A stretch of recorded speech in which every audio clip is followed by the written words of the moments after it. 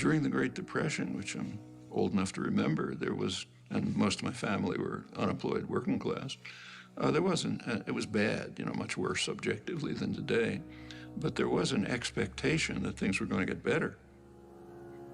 There was a real sense of hopefulness. There isn't today.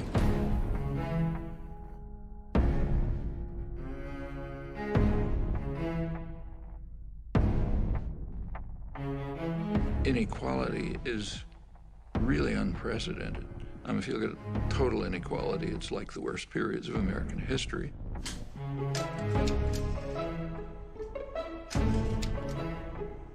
But if you refine it more closely, the inequality comes from the extreme wealth in a tiny sector of the population, a fraction of 1%. There were periods like the Gilded Age in the 20s and the Roaring 90s and so on, when a situation developed rather similar to this. Now, this period is extreme, because if you look at the wealth distribution, the inequality mostly comes from super wealth. Literally, the top 0.1% are just super wealthy. Not only is it extremely unjust in itself, inequality has highly negative consequences on the society as a whole. Because the very fact of inequality has a corrosive, harmful effect on democracy.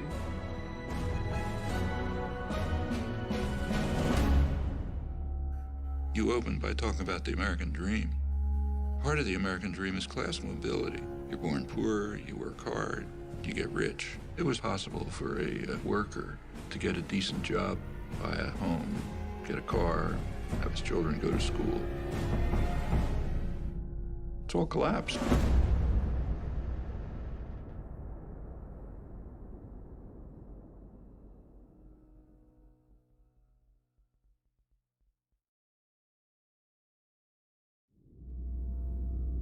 Imagine yourself in an outside position, looking from Mars. What do you see?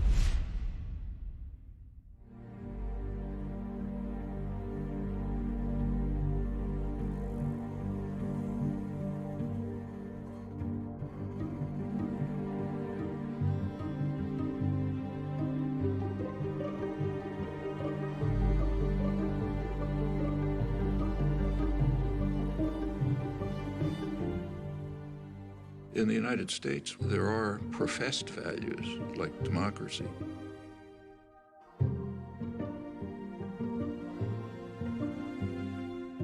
In a democracy, public opinion is going to have some influence on policy. And then the government carries out actions determined by the population. That's what democracy means. It's important to understand that privileged and powerful sectors have never liked democracy, and for very good reasons. Democracy puts power into the hands of the general population and takes it away from them. Well, it's kind of a principle of concentration of wealth and power.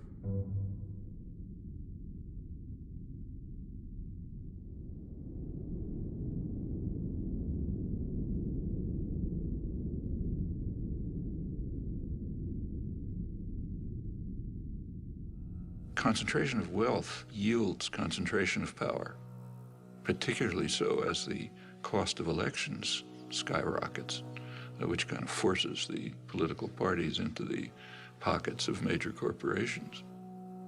And this political power quickly translates into legislation that increases the concentration of wealth.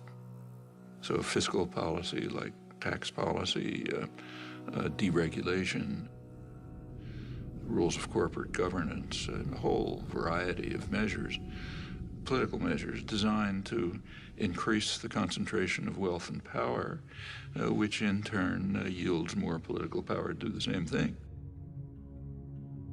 And that's what we've been seeing. So we have this kind of vicious cycle in progress.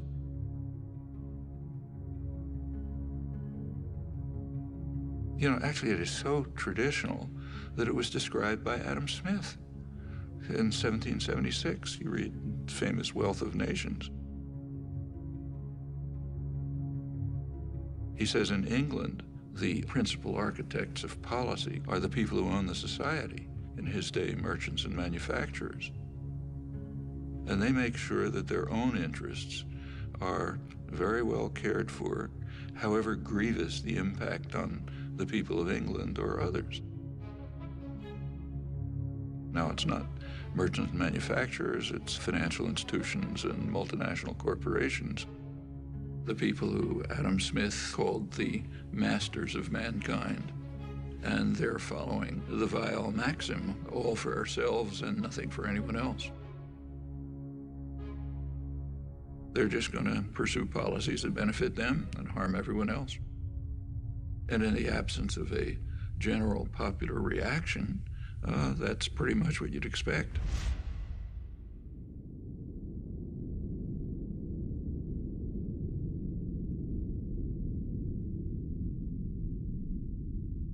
Right through American history, there's been an ongoing clash between pressure for more freedom and democracy coming from below and efforts at elite control and domination coming from above.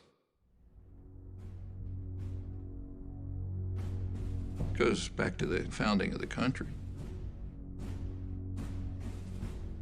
James Madison, the main framer, who was as much of a believer in democracy as anybody in the world that day, nevertheless felt that the United States system should be designed, and indeed, with his initiative, was designed, so that power should be in the hands of the wealthy, because the wealthy are the more responsible set of men. And therefore, the structure of the formal constitutional system placed most power in the hands of the Senate. Remember, the Senate was not elected in those days. It was selected from the wealthy. Men, as Madison put it, had sympathy for property owners and their rights.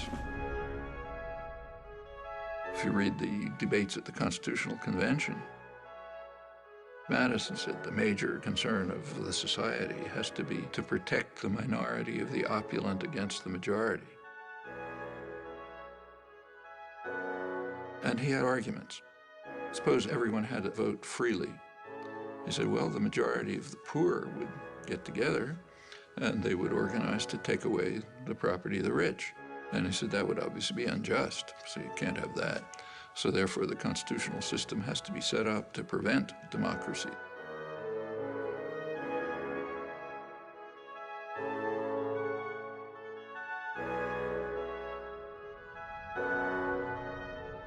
Which is of some interest that this debate has a hoary tradition, goes back to the first major book on political systems, Aristotle's Politics. He says of all of them, the best is democracy, but then he points out exactly the flaw that Madison pointed out. If Athens were a democracy for free men, the poor would get together and take away the property of the rich. Well, same dilemma, they had opposite solutions. Aristotle proposed what we would nowadays call a welfare state. He said, try to reduce inequality.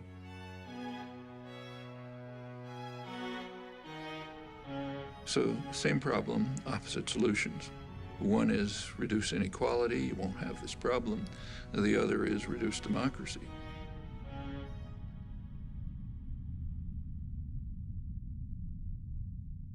If you look at the history of the United States, it's a constant struggle between these two tendencies. A democratizing tendency that's mostly coming from the population, a pressure from below, and you get this constant battle going on, periods of regression, periods of progress. The 1960s, for example, were a period of significant democratization.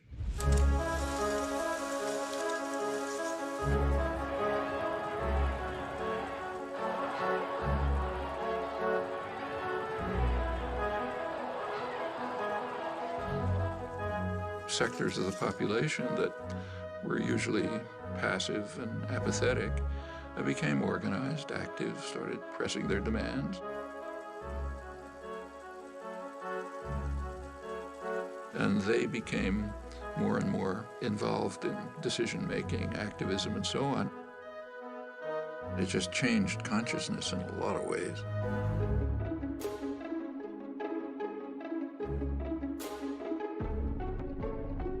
Minority rights. If democracy means freedom, why aren't our people free? Right. If democracy means justice, why don't we have justice? Right. If democracy means equality, why don't we have equality? Women's rights. This inhuman system of exploitation will change, but only if we force it to change, and force it together. Concern for the environment. A unique day in American history is ending, a day set aside for a nationwide outpouring of mankind seeking its own survival. Opposition to aggression. I'd say to those who criticize us for the militancy of our dissent that if they are serious about law and order, they should first provide it for the Vietnamese people, for our own black people, and for our own poor people. Concern for other people. One day we must ask the question, why are there 40 million poor people in America? When you begin to ask that question, you're raising a question about the economic system, about a broader distribution of wealth, the question of restructuring the whole of American society. These are all civilizing effects. And that caused great fear.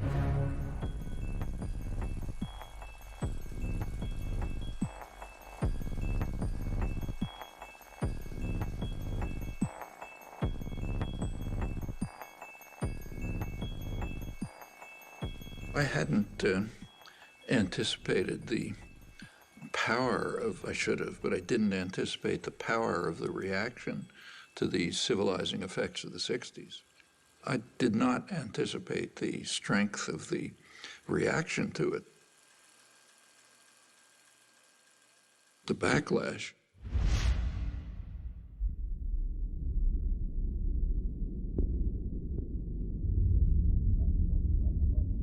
There has been an enormous, concentrated, coordinated business offensive beginning in the 70s to try to beat back the egalitarian efforts that went right through the Nixon years. You see it in many respects. I mean, over on the right, you see it in things like the famous Powell Memorandum, sent to the Chamber of Commerce, the major business lobby, by later Supreme Court Justice Powell, warning them that business is losing control over the society. And something has to be done to counter these forces. Of course, he puts it in terms of defense, defending ourselves against outside power.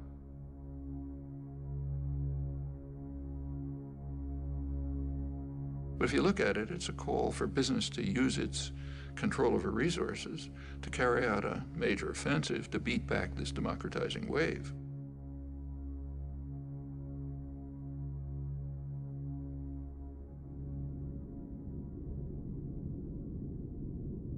Over on the liberal side, there's something exactly similar. The first major report of the Trilateral Commission is concerned with this. It's called the Crisis of Democracy. Trilateral Commission is liberal internationalists. Their flavor is indicated by the fact that they pretty much staffed the Carter administration. They were also appalled by the democratizing tendencies of the 60s and thought we have to react to it. They were concerned that there was an excess of democracy developing. Previously passive and obedient parts of the population, what are sometimes called the special interests, were beginning to organize and try to enter the political arena. And they said that imposes too much pressure on the state. It can't deal with all these pressures. So therefore they have to return to passivity and become depoliticized. They were particularly concerned with what was happening to young people. The young people are getting too free and independent. None of us will begin any violence. If there's any violence, it will be because of the police. The way they put it, there's a failure on the part of the schools, the universities, and churches, the institutions responsible for the indoctrination of the young, their phrase, not mine.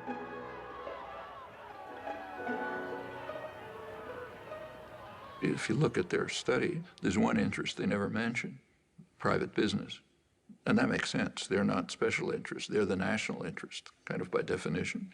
So they're okay. They're allowed to, have lobbyists buy campaigns, staff the executive, make decisions. That's fine. But it's the rest, the special interests, the general population, who have to be subdued.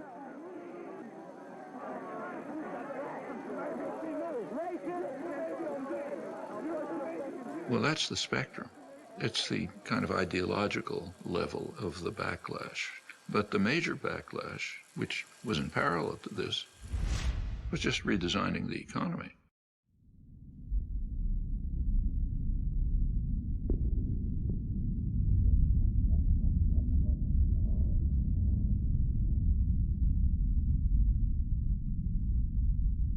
Since the 1970s, there's been a concerted effort on the part of the masters of mankind, the owners of the society, to shift the economy in two crucial respects. One, to increase the role of financial institutions, banks, investment firms, and so on, insurance companies. By 2007, right before the latest crash, they had literally 40% of corporate profits,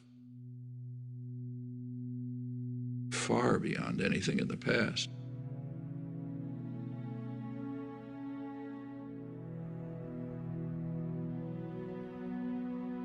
Back in the 1950s, as for many years before, the United States economy was based largely on production. The United States was the great manufacturing center of the world.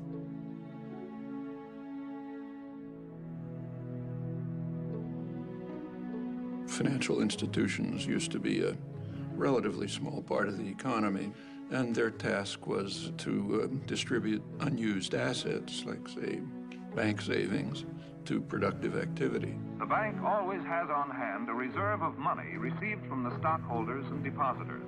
On the basis of these cash reserves, a bank can create credit. So besides providing a safe place for depositing money, a bank serves a community by making additional credit available for many purposes.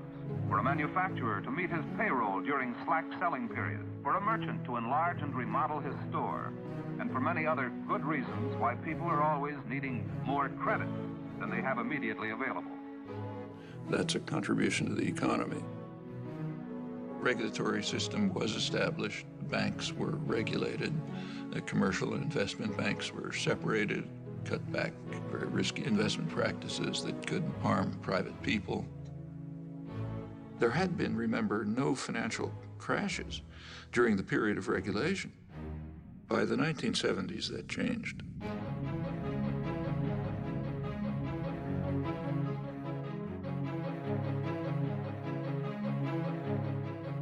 You started getting the huge increase in the flows of speculative capital, just astronomically increased.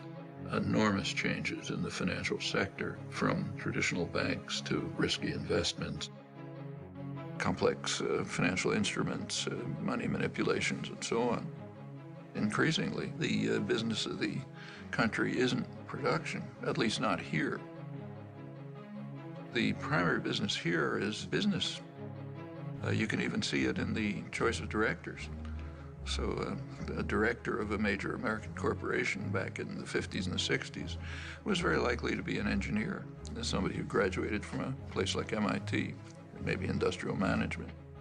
More recently, the directorship and the top managerial positions are people who came out of business schools, learned financial trickery of various kinds, and so on.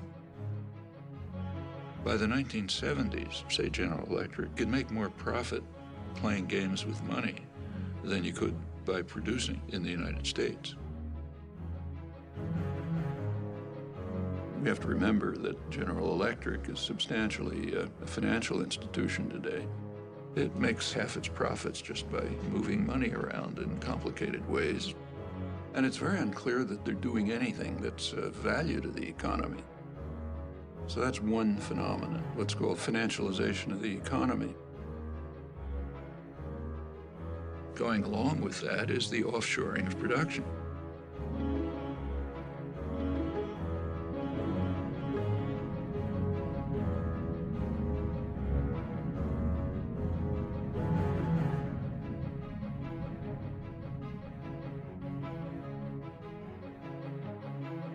trade system was reconstructed with a very explicit design of putting working people in competition with one another all over the world. And what it's led to is a reduction in the share of income on the part of working people. It's been particularly striking in the United States, but it's happening worldwide. It means that an American worker is in competition with a super exploited worker in China. Meanwhile, highly paid professionals are protected. They're not placed in competition with the rest of the world, far from it. And of course, capital is free to move. Workers aren't free to move. Labor can't move, but capital can.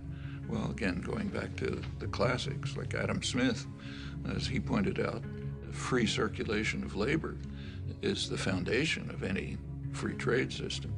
But workers are pretty much stuck. The wealthy and the privileged are protected, so you get obvious consequences, and they're recognized, and in fact praised. Policy is designed to increase insecurity.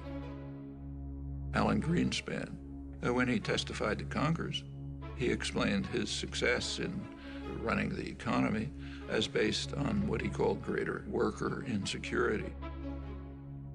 Atypical restraint on compensation increases has been evident for a few years now.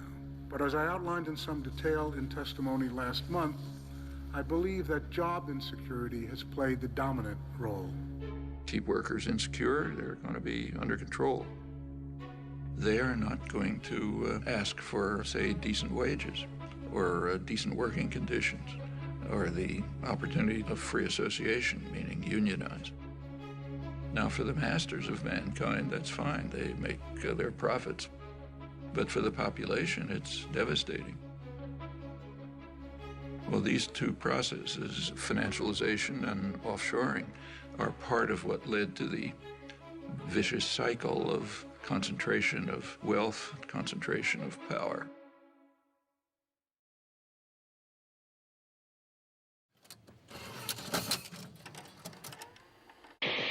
I'm Noam Chomsky. I'm on the faculty at MIT, and I've been getting more and more heavily involved in anti-war activities for the last few years.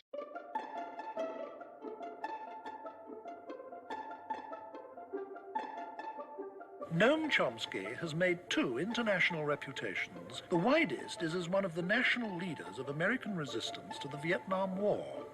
The deepest is as a professor of linguistics who, before he was 40 years old, had transformed the nature of his subject.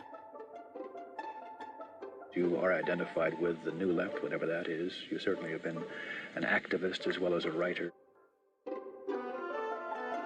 Professor Noam Chomsky is listed in anybody's catalogs among the half-dozen top heroes of the New Left. This standing he achieved by adopting over the past 2 or 3 years a series of adamant positions projecting at least American foreign policy, at most America itself.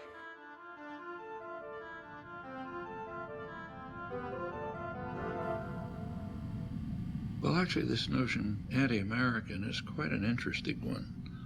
It's actually a totalitarian notion.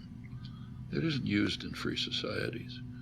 So if someone in, say, Italy is criticizing Berlusconi or the corruption of the Italian state and so on, they're not called anti-Italian. In fact, if they were called anti-Italian, people would collapse in laughter in the streets of Rome or Milan. In totalitarian states, the notion's used. So in the old Soviet Union, dissidents were called anti-Soviet. That was the worst condemnation. In the Brazilian military dictatorship, they were called anti-Brazilian. Now, it's true that in just about every society, critics are maligned, are mistreated, different ways depending on the nature of the society. Like in the Soviet Union, say, Václav Havel would be imprisoned. In a U.S. dependency like El Salvador at the same time, his counterparts would have their brains blown out by U.S.-run state terrorist forces. In other societies, they're just condemned or vilified and so on. And in the United States, yeah, there are One of the terms of abuse is anti-American. There's a couple of others, like, Marxist. There's an array of terms of abuse. But in the United States, you have a very high degree of freedom. And so if you're vilified by some commissars, who cares? You go on and do your work anyway. These concepts only arise in a culture where if you criticize state power, and by state I mean more generally, not just government, but state corporate power. If you criticize concentrated power, you're against the society, you're against the people. And it's quite striking that it's used in the United States. In fact, as far as I know, the only democratic society where the concept isn't just ridiculed. And it's a sign of elements of the elite culture which are quite ugly.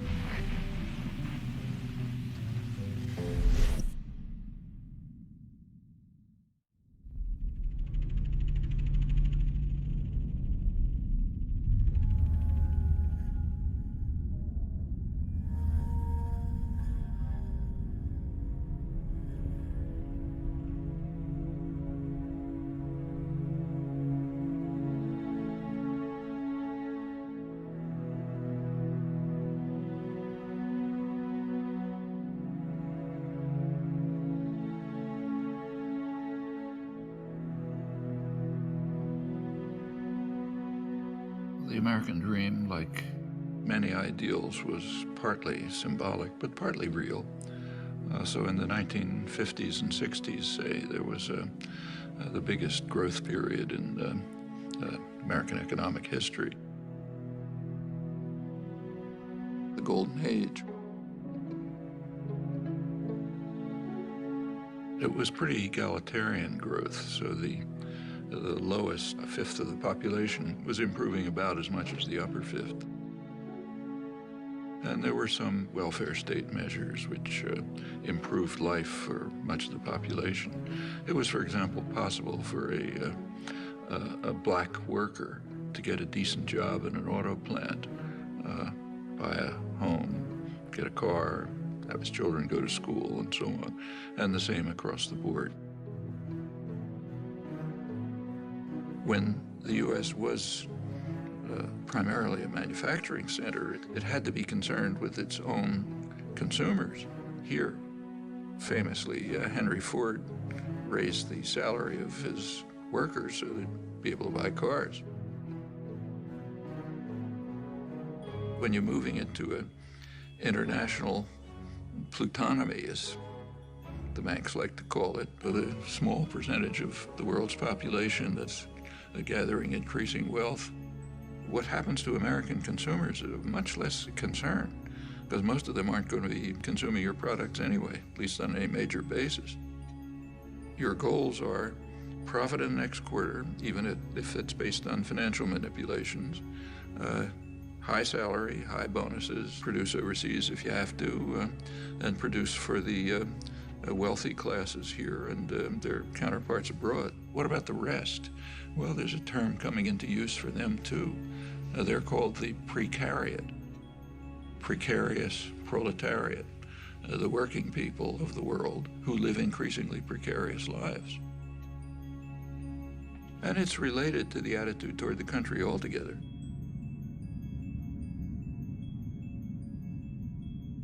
During the period of great growth of the economy, 50s and 60s, but in fact earlier, taxes on the wealthy were far higher. Corporate taxes were much higher. Taxes on dividends were much higher. Simply taxes on wealth were much higher. The tax system has been redesigned so that the taxes that are paid by the very wealthy are reduced, and correspondingly the tax burden on the rest of the population's increased.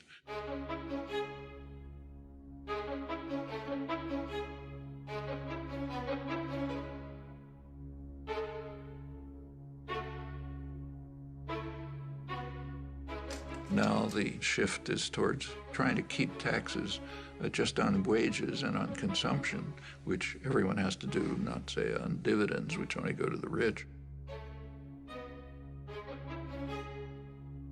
The numbers are pretty striking.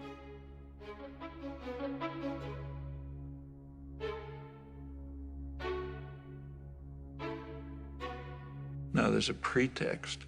Of course, there's always a pretext. The pretext in this case is, well, that increases investment and increases jobs. But there isn't any evidence for that. If you want to increase investment, give money to the poor and the working people. They have to keep alive, so they spend their incomes.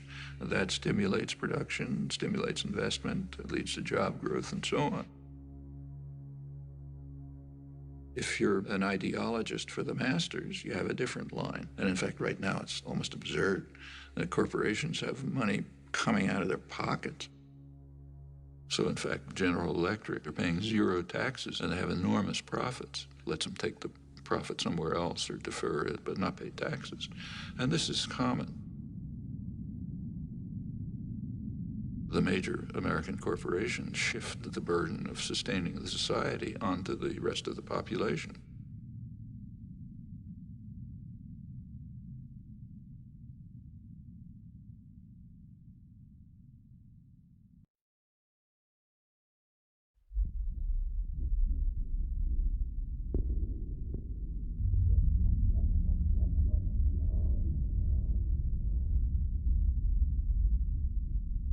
Solidarity is quite dangerous. From the point of view of the masters, you're only supposed to care about yourself and not about other people. This is quite different from the people they claim are their heroes, like Adam Smith, who based his whole approach to the economy on the principle that sympathy is a fundamental human trait.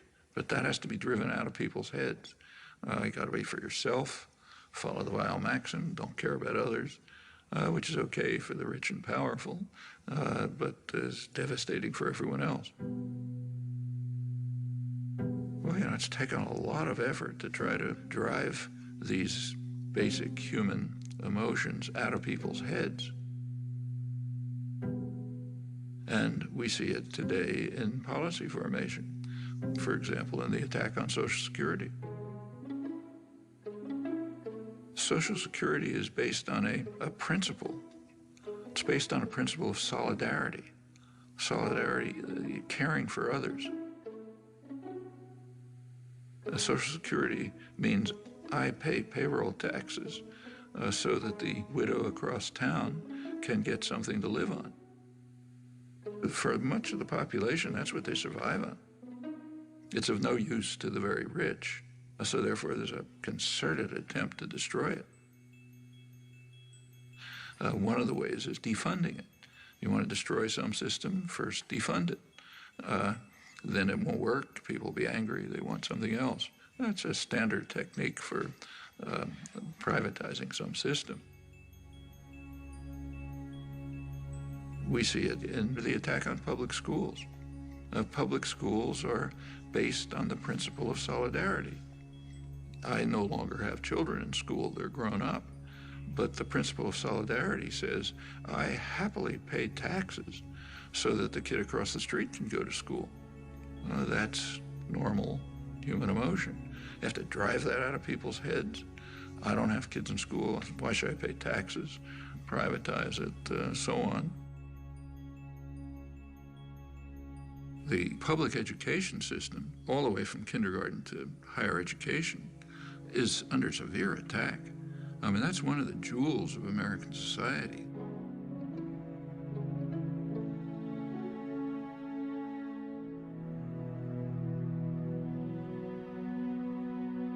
You go back to the golden age again, the great growth period in the 50s and 60s. A lot of that is based on free public education. One of the results of the Second World War was the GI Bill of Rights, which enabled veterans, and remember, that's a large part of the population, and to go to college. They wouldn't have been able to otherwise. They essentially got free education. Where a community, state, or nation courageously invests a substantial share of its resources in education, the investment invariably is returned in better business and a higher standard of living. The U.S. was way in the lead in developing extensive mass public education at every level. By now, more than half the states, most of the funding for the colleges comes from tuition, not from the state. That's a radical change, and that's a terrible burden on students. It means that students, if they don't come from very wealthy families, they're going to leave college with big debts. And if you have a big debt, you're trapped. I mean, Maybe you wanted to become a public interest lawyer, but you're going to have to go into a corporate law firm to pay off those debts. And by the time you're part of the culture, you know, you're not going to get out of it again. And that's true across the board. In the 1950s, it was a much poorer society than it is today, but nevertheless could easily handle essentially free mass higher education. Today, a much richer society claims doesn't have the resources for it. That's just what's going on right before our eyes. That's the general attack on principles that, I mean, not only are they humane, they're the basis of the prosperity and health of this society.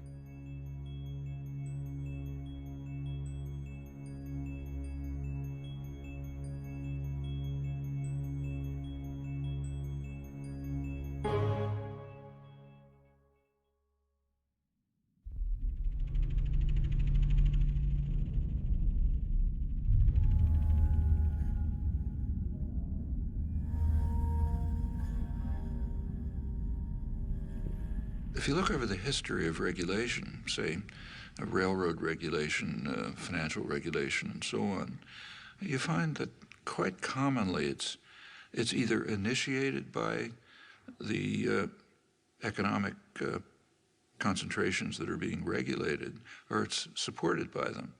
And the reason is because they know that sooner or later they can take over the regulators. And it ends up with what's called regulatory capture. The business being regulated is in fact running the regulators.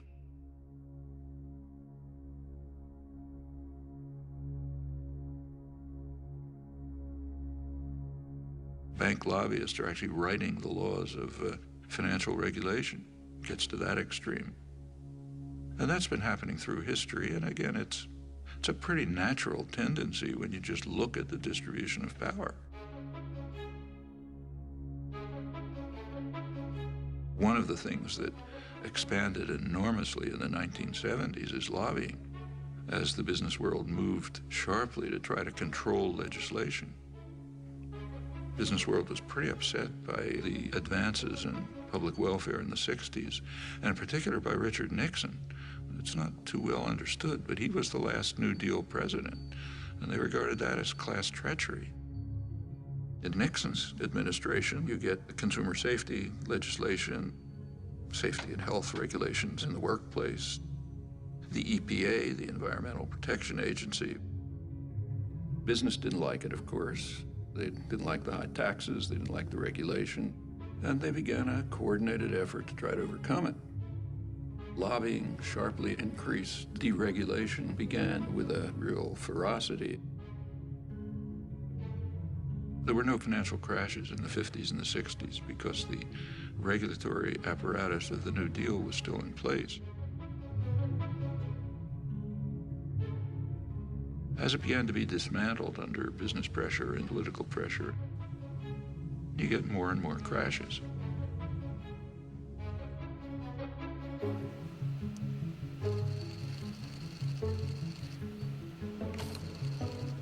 And it goes on right through the years. 70s sort of starts to begin. 80s really takes off. Congress was asked to approve federal loan guarantees to the auto company of up to $1.5 billion. Now, all of this is quite safe as long as you know the government's going to come to your rescue. So take, say, Reagan. Instead of letting them pay the costs, Reagan bailed out banks like Continental Illinois, the biggest bailout of American history at the time. Actually ended his term with a huge financial crisis, the savings and loan crisis, and the government moved in and bailed it out. President Bush today signed the $300 billion savings and loan bailout bill. In 1999, regulation was dismantled to separate commercial banks from investment banks.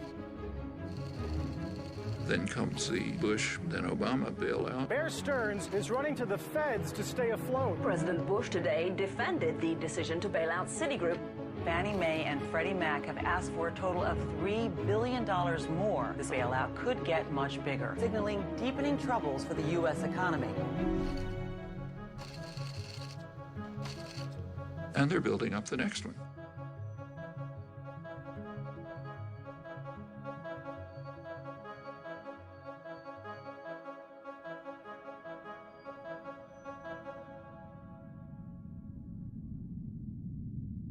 Each time, the taxpayer is called on to bail out those who created the crisis, increasingly the major financial institutions. In a capitalist economy, you wouldn't do that. In a capitalist system, that would wipe out the investors who made risky investments. But the rich and powerful, they don't want a capitalist system. They want to be able to run to the nanny state as soon as they're in trouble and get bailed out by the taxpayer. That's called too big to fail. I mean, there are Nobel laureates in economics who significantly disagree with the course that we're following. People like Joseph Stiglitz, Paul Krugman, others. None of them were even approached.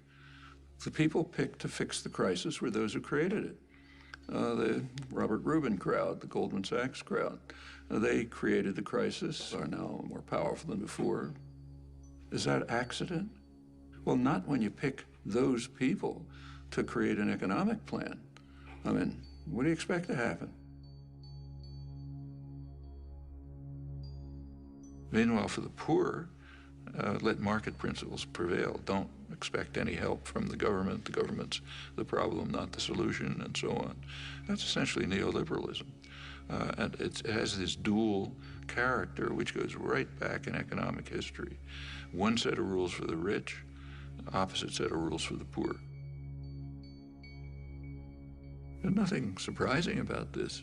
It's exactly the dynamics you'd expect. And if the population allows it to proceed, it's just going to go on and on like this until the next crash, which is so much expected that credit agencies, which kind of evaluate the status of firms, are now counting into their calculations the taxpayer bailout that they expect to come after the next crash, which means that the beneficiaries of these credit ratings, like the big banks, they can borrow money more cheaply, they can push out smaller competitors, and you get more and more concentration.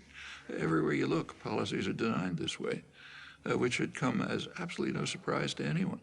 That's what happens when you put power into the hands of a narrow sector of wealth, which is dedicated to increasing power for itself, just as you'd expect.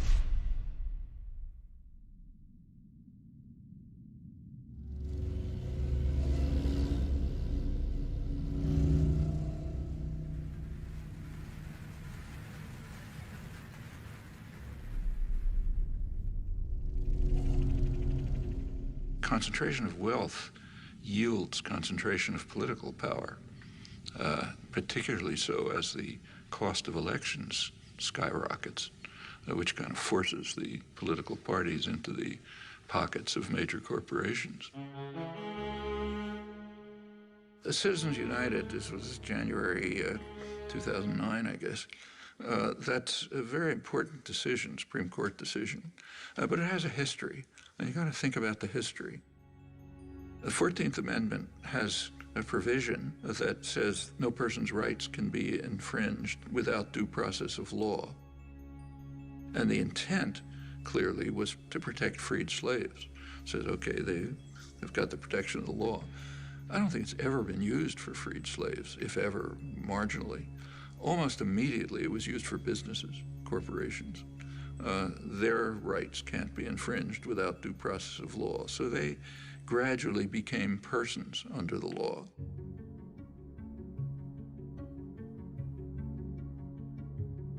Corporations are state-created legal fictions. Maybe they're good, maybe they're bad, but to call them persons is kind of outrageous. So they got personal rights back about a century ago, and that extended through the 20th century. They give corporations rights way beyond what persons have.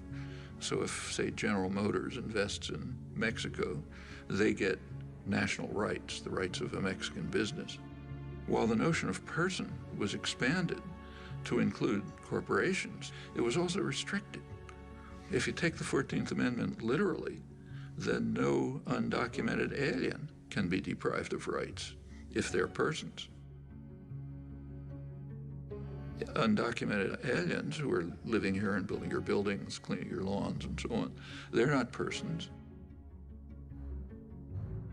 But General Electric is a person, an immortal, super powerful person. This perversion of the elementary morality and the obvious meaning of the law is quite incredible. In the 1970s, the courts decided that money is a form of speech. Buckley versus Valeo. And then you go on through the years to Citizens United, which says that the right of free speech of corporations, namely to spend as much money as they want, can't be curtailed. Take a look at what that means. It means that corporations, which anyway have been pretty much buying elections, are now free to do it with virtually no constraint. That's a tremendous attack on the residue of democracy. It's very interesting to read the rulings, like Justice Kennedy's swing vote. His ruling said, well, look, after all, CBS is given freedom of speech. They're a corporation. Why shouldn't General Electric be free to spend as much money as they want?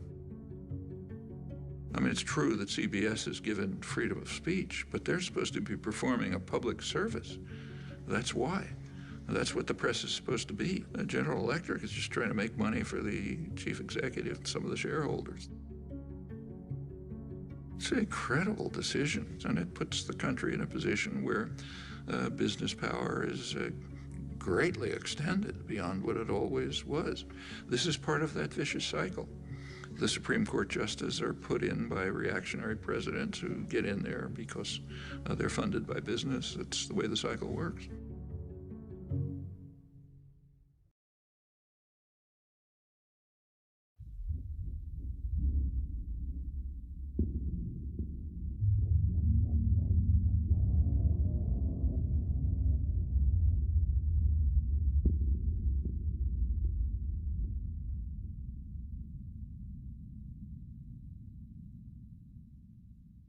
There is one organized force which traditionally, plenty of flaws, but with all its flaws, it's been in the forefront of efforts to improve the lives of the general population. That's organized labor. It's also a barrier to corporate tyranny. So it's the one barrier to this vicious cycle going on, which does lead to corporate tyranny.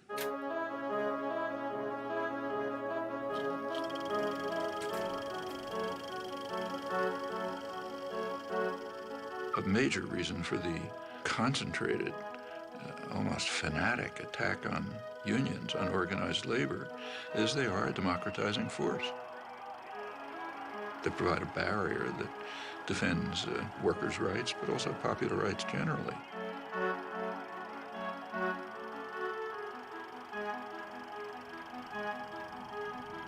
And that interferes with the prerogatives and power of those who own and manage the society. I should say that anti-union sentiment in the United States among elites is so strong that the fundamental core of labor rights, the basic principle in the International Labor Organization, is the right of free association, which would mean the right to form unions. The U.S. has never ratified that. So I think the U.S. may be alone among major societies in that respect. It's considered so far out of the spectrum of American politics, it literally has never been considered. Remember that the U.S. has a long and very violent labor history as compared with comparable societies. But the labor movement had been very strong. By the 1920s, in a period not unlike today, it was virtually crushed. The truck driver strike was climaxed by severe riots with many casualties. Open warfare rages through the streets of the city as 3,000 Union pickets battle 700 police. Guns, tear gas, clubs, and fists bring injuries to more than 80 persons and cause the death of 2.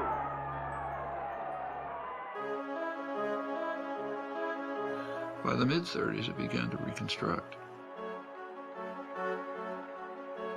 Franklin Delano Roosevelt, he himself was rather sympathetic to progressive legislation that would be in the benefit of the general population, but he had to somehow get it passed.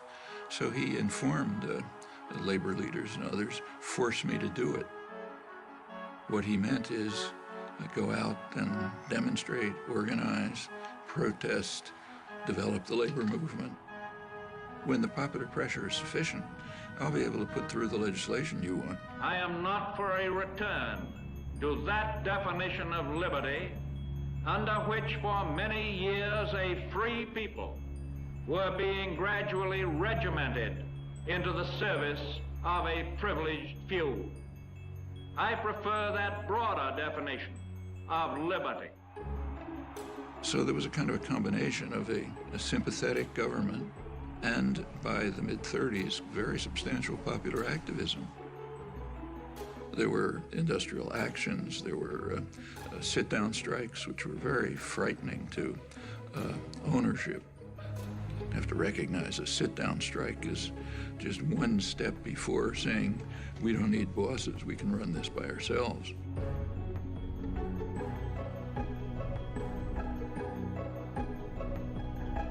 And business was appalled. You read the business press, say, in the late 30s, they were talking about the hazard facing industrialists and the rising political power of the masses, which has to be repressed. Things were on hold during the Second World War, but immediately after the Second World War, the business offensive began in force. Taft-Hartley Act. The Taft-Hartley Act was written for only one purpose: to restore justice and equality in labor management relations. McCarthyism was used for massive corporate propaganda offensives to attack unions. It increased sharply during the Reagan years. I mean, Reagan pretty much told the business world, if you want to illegally break organizing efforts and strikes, go ahead. They are in violation of the law, and if they do not report for work within 48 hours, they have forfeited their jobs and will be terminated. Continued in the 90s, and of course with George W. Bush, who went through the roof. By now, less than 7% of private sector workers have unions.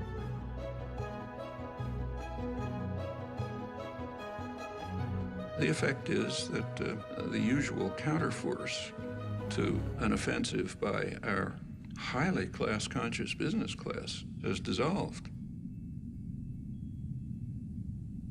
Now, if you're in a position of power, you want to maintain class consciousness for yourself, but eliminate it everywhere else. You go back to the 19th century, in the early days of the Industrial Revolution in the United States, working people were very conscious of this. They, in fact, overwhelmingly regarded wage labor as not very different from slavery, different only in that it was temporary. In fact, it was such a popular idea, that was a slogan of the Republican Party. Well, that was a very sharp class consciousness in the interests of power and privilege. It's good to drive those ideas out of people's heads. You don't want them to know that they're an oppressed class. So this is one of the few societies in which you just don't talk about class. In fact, the notion of class is very simple. Who gives the orders, who follows them? That basically defines class. It's more nuanced and complex, but that's basically it.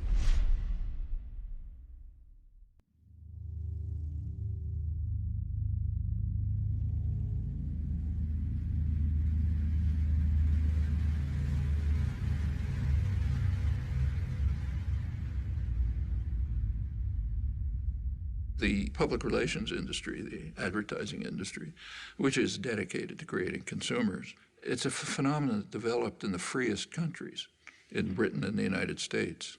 And the reason is pretty clear. It became clear by, say, a century ago that it was not going to be so easy to control the population by force. Too much freedom had been won. Labor organizing, parliamentary labor parties in many countries, women starting to get the franchise and so on. So you had to have other means of controlling people.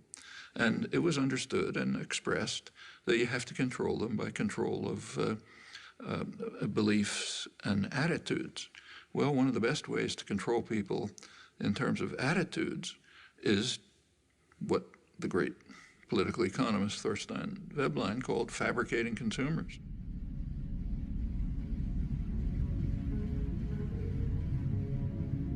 If you can fabricate wants, make obtaining things that are just about within your reach the essence of life, they're going to be trapped into becoming consumers.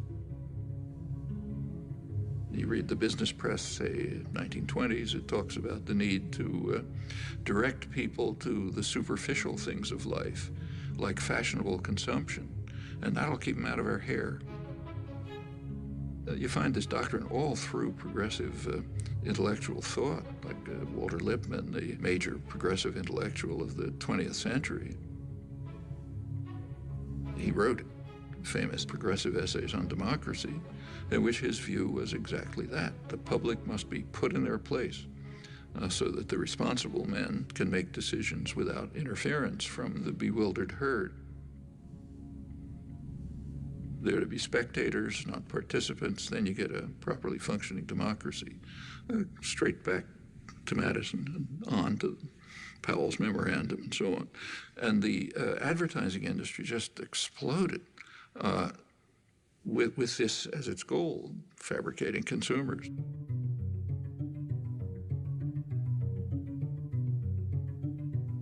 And it's done with great sophistication. You don't see many wild stallions anymore. He's one of the last of a wild and very singular breed. Come to Marlboro country. The ideal is what you actually see today, where, let's say, teenage girls, if they have a free Saturday afternoon, will go walking in the shopping mall, not to the library or somewhere else. The idea is to try to control everyone, to turn the whole society into the perfect system. Perfect system would be a society based on a dyad, a pair. The pair is you and your television set, or maybe now you and the internet, in which that presents you with what the proper life would be, what kind of gadgets you should have. And you spend your time and effort gaining those things which you don't need and you don't want, and maybe you'll throw them away. But that's the measure of a decent life. What we see is in, say, advertising on television. If you've ever taken an economics course, you know that markets are supposed to be based on informed consumers making rational choices. Well, if we had a system like that, a market system, then a television ad would consist of, say, General Motors putting up information saying, here's what we have for sale. That's not what an ad for a car is. An ad for a car is a football hero, an actress, the car doing some crazy thing like going up a mountain or something. The point is to create uninformed consumers who will make irrational choices. That's what advertising is all about. And when the same institutions, PR system, runs elections, they do it the same way.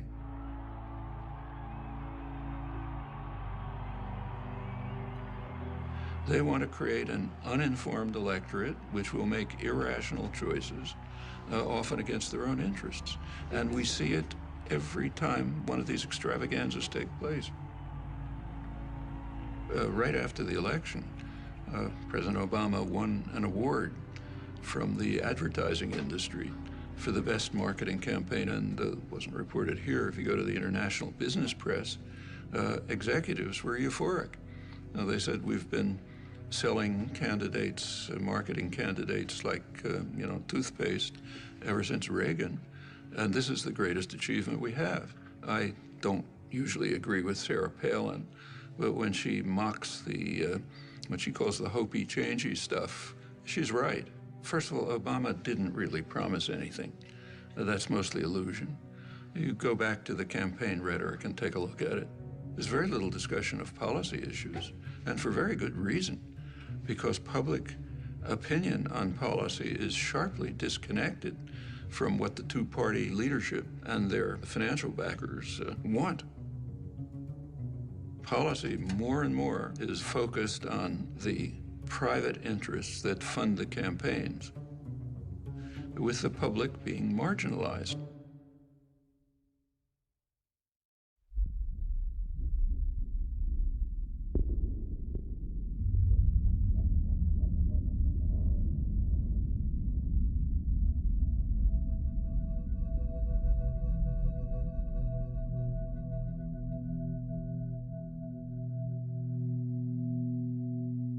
Leading political scientists, Martin Gilens, came out with a study of the relation between public attitudes and public policy. And what he shows is that about 70% of the population has no way of influencing policy. They might as well be in some other country. And the population knows it. What it's led to is a population that's angry and frustrated, hates institutions. It's not acting constructively to try to respond to this. There is popular mobilization and activism, but in very self-destructive directions. It's taking the form of unfocused anger, attacks on one another, and on vulnerable targets. That's what happens in cases like this. It is corrosive of social relations, but that's the point. The point is to make people hate and fear each other and look out only for themselves and don't do anything for anyone else. One place you see it strikingly is on April 15th. April 15th is kind of a measure, the day you pay your taxes, of how democratic a society is. If a society is really democratic, April 15th would be a day of celebration. It's a day when the population gets together, decides to fund the programs and activities that they have formulated and agreed upon. What could be better than that? So you should celebrate it. It's not the way it is in the United States. It's a day of mourning. It's a day in which some alien power, has nothing to do with you, is coming down to steal your hard-earned money. And you do everything you can to keep them from doing it. Well, that is a kind of a measure of the extent to which, at least in popular consciousness, democracy is actually functioning. Not a very attractive picture.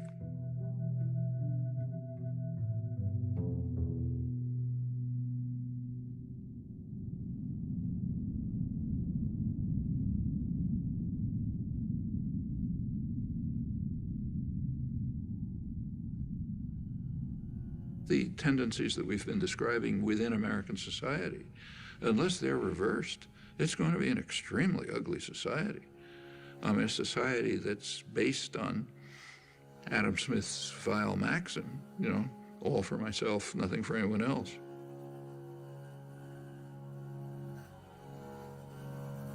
A society in which normal human instincts and emotion of sympathy, solidarity, mutual support, in which they're kind of like driven out.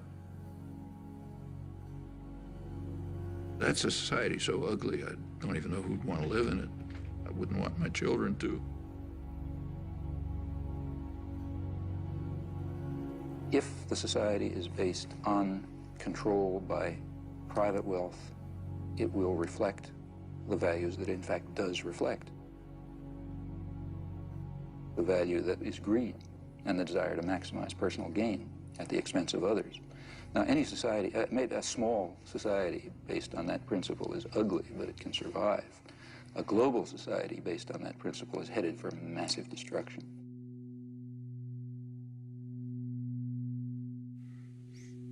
I don't think we're smart enough to design in any detail what a perfectly just and free society would be like. I think we can give some guidelines, and more significant, we can ask how we can progress in that direction. John Dewey, the leading social philosopher in the late 20th century, he argued that until all institutions, production, commerce, media, unless they're all under participatory democratic control, we will not have a functioning democratic society. As he put it, policy will be the shadow cast by business over society. Well, that's essentially true.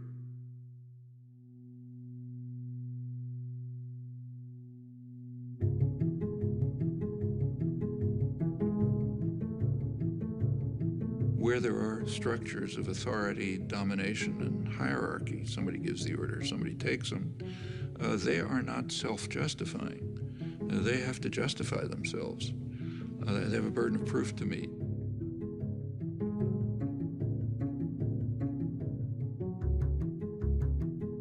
Well, if you take a close look, usually you find they can't justify themselves. If they can't, we ought to be dismantling them, trying to expand the domain of freedom and justice by dismantling that form of illegitimate authority. And in fact, progress over the years, what we all thankfully recognize as progress, has been just that. The way things change is because lots of people are working all the time. And, you know, they're working in their communities, in their workplace, or wherever they happen to be, and they're building up the basis for popular movements which are going to make changes. That's the way everything has ever happened in history. Take, say, freedom of speech. One of the real achievements of American society. It's first in the world in that. It's not in the Bill of Rights. It's not in the Constitution.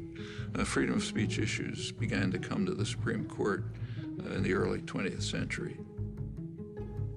The major contributions came in the 1960s. One of the leading ones was a case involving the civil rights movement. Well, by then you had a mass popular movement which was demanding rights, refusing to back down.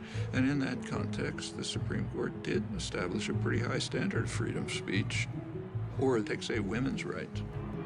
Women also began identifying oppressive structures, refusing to accept them, bringing other people to join with them. Well, that's how rights are won. To a non-trivial extent, I've also spent a lot of my life in activism. I mean, that doesn't show up publicly, but yeah. Actually, I'm not terribly good at it. I'm not the greatest organizer. I think that we can see quite clearly some very, very serious defects and flaws in our society, our level of culture, our institutions, which are going to have to be corrected by operating outside of the framework that is commonly accepted. I think we're going to have to find new ways of political action. But the activists are people who have created the rights that we enjoy. They're not only carrying out policies based on information that they're receiving, but also contributing to the understanding. Remember, it's a reciprocal process. That you have a great deal of... You try to do things, you learn. You learn about what the world is like. That feeds back to the understanding of how to go on. There's huge opportunities. It is a very free society, still the freest in the world. Government has very limited capacity to coerce. Corporate business may try to coerce, but they don't have the mechanisms. So there's a lot that can be done if people organize, struggle for their rights as they've done in the past, and they can win many victories.